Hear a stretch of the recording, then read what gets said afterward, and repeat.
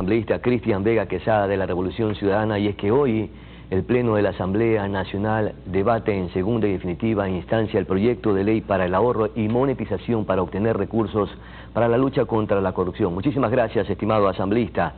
Hoy es el segundo debate. ¿Se aprobará en esta ocasión definitivamente y cuáles son los alcances de este proyecto de ley que permitirá combatir el lavado de activos? Bienvenido. Muy buenos días, muchísimas gracias, estimado Pedro. Es un placer estar aquí en Oromar. Un saludo afectuoso a todos quienes nos observan y es un placer siempre poder comunicar las acciones que estamos realizando desde la Asamblea Nacional. Como miembro de la Comisión de Régimen Económico, nosotros, te comento, estamos trabajando de forma paralela la reforma a la Ley de Lavado de Activos y también hemos tratado la Ley Económica Urgente acerca del ahorro y monetización de los activos como combate a la lucha contra la corrupción.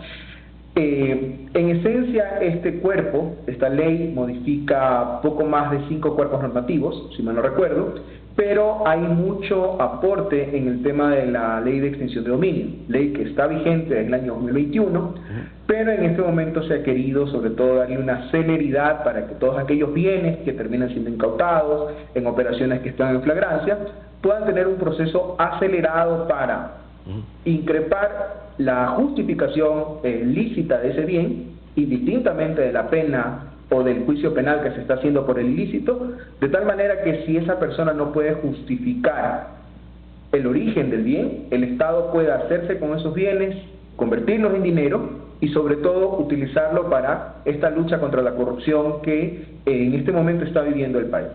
Nosotros realmente hemos visto con acierto esta iniciativa. También hay modificaciones a la ley de contratación pública y también a reformas a la ley de Procuraduría General del Estado, reformas y a estructurar algunas instituciones que también son importantes para proceder con la ley de extinción de dominio. Justamente usted mencionaba que la ley de extinción de dominio se viene debatiendo desde el 2020 y en 2021 precisamente se aprobó. ¿Cuáles fueron las fragilidades o las inconsistencias de esta ley que justamente usted lo mencionaba, está en vigencia y que no ha tenido la contundencia para que el Estado pueda meterle mano, diríamos de esta manera, a los bienes de origen ilícito y recuperarlos?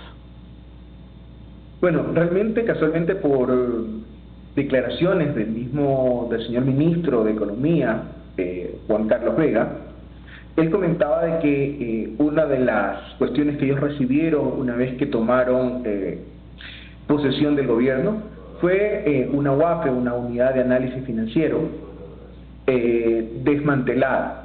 Esta unidad es la que permite articular la información de las entidades que son sujetas a control, es decir, si hay operaciones sospechosas en cuanto a movimientos de dinero, a un aumento de patrimonio no justificado. Entonces, al no tener una consistencia, un sistema que permita tener esa información de manera rápida, estos reportes que entregan las instituciones realmente no han permitido que se puedan llevar a cabo una sentencia ejecutoriada en donde efectivamente se evidencie que existió el tema de lavado de activos.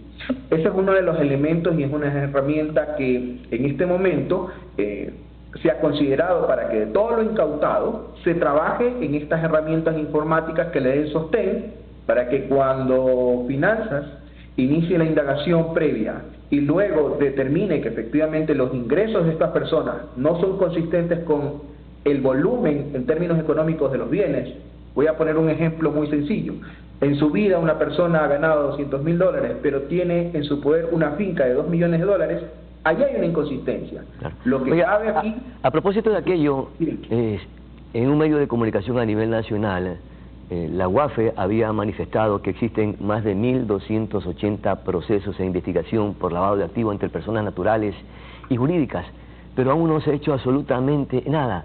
Esta ley que está vigente, ¿cuán insuficiente ha sido y con las reformas que se están planteando, de qué manera va a ser efectiva este proyecto de ley de extinción de dominio que efectivamente permite combatir la lucha contra la corrupción y también los bienes que vienen de origen ilícitos? Perfecto. Ahora se ha marcado un plazo, estimado Pedro. Se le ha permitido poner límites en los tiempos de tal forma que el proceso sea acelerado. ¿Límites en los tiempos a qué?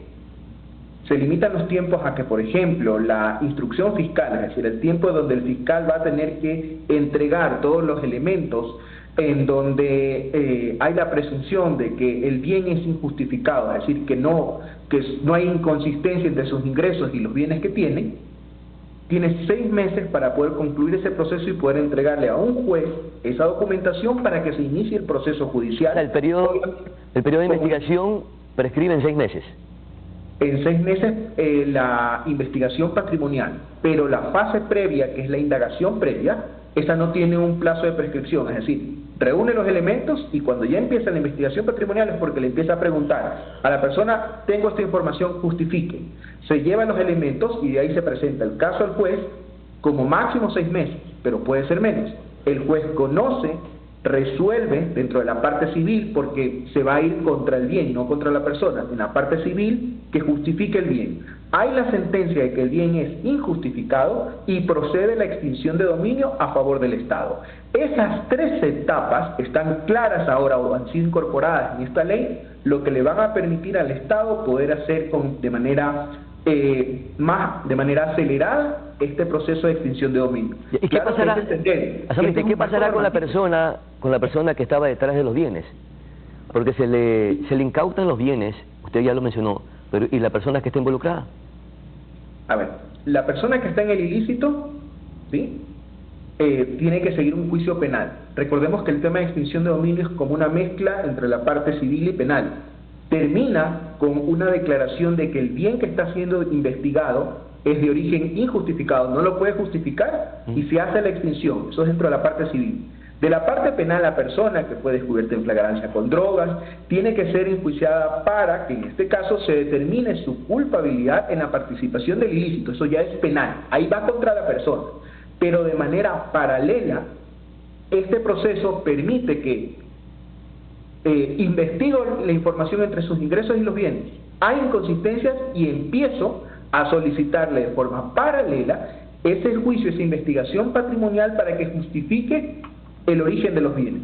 Si no los puede justificar, la pena cae sobre el bien y la persona sigue en el proceso de investigación.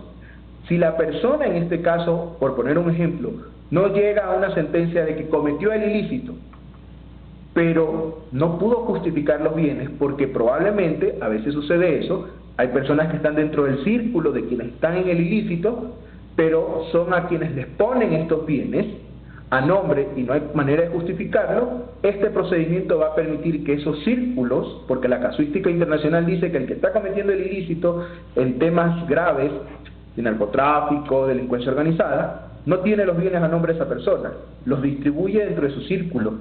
Denominados testaferros, lo que se conoce como exactamente, testaferros. lo que se llama normalmente como testaferros. Claro. Esta ley permite que quien está siendo investigado de manera penal, Fiscalía, con eso puede iniciar la investigación de sus bienes y de su círculo cercano. Al determinar esa causalidad de que hay esa relación y empieza a recibir o a adquirir bienes sin los ingresos, se empieza la indagación previa. Se hace luego la investigación patrimonial y si la persona no puede justificar el bien, en ese momento, con la sentencia, ojo, siempre con la sentencia, con el derecho a revisión del caso, pasaría a iniciarse el tema de extinción de dominio. ¿Y cuáles son los indicadores o mecanismos para realizar precisamente esa investigación previa que permita obtener la presunción o responsabilidad de la persona que está involucrada en lavado de activos? Perfecto. Como principio, dentro de las definiciones de la actividad de ilícito, siempre va a necesitar una sentencia ejecutorial. Eso no se ha cambiado, eso se mantiene, porque no podemos violar lo que dijo la regáleme un ratito y perdóneme que sea malcriado, pero cuando ya se determina la presunción o la responsabilidad de la persona que está involucrada en lavado de activos, es inmediatamente que se lo priva de la libertad cuando existe la sentencia. Mientras tanto, no se puede hacer absolutamente nada hasta que no haya el indicio contundente. Es decir, inclusive incautar los bienes. Sí, ya se incorporó un capítulo en donde se ponen medidas cautelares frente a la detención. Las medidas cautelares son la provisión de enajenar o inclusive la incautación de los bienes, es decir, lo que se busca no es quitarle inmediatamente los bienes, sino evitar que estos bienes desaparezcan, porque una vez que se determine la sentencia, van a pasar a poder del Estado. Pero ahora, como le decía, necesita la sentencia ejecutoriada para que la persona que está siendo investigada tenga ¿qué cosa? tenga como una sentencia y no se viole el principio o la presunción de inocencia del proceso. Pero se incorporan tres tipos de excepciones, estimado Pedro. Estas excepciones que están relacionadas con la realidad actual del país. ¿Cuáles son? Que estos bienes sean de miembros o de líderes de GDO reconocidos por el COSEPE, el Consejo de Seguridad del Ecuador, con resolución motivada, con informes de inteligencia, por el tema del órgano de las Naciones Unidas, donde reconoce cuáles son las organizaciones beligerantes, y la otra es cuando haya sido, en este caso, detenida la persona y sea miembro de GDO, pero en flagrancia. Estas tres excepciones son las que se incorporan para que automáticamente, antes de la sentencia definitiva, se pueda hacer la indagación y la investigación patrimonial. Ojo, siempre siguiendo el debido proceso. De esta forma, se hace el proceso acelerado de bienes injustificados y procede la extinción de dominio a la par que está siendo juzgado de manera penal.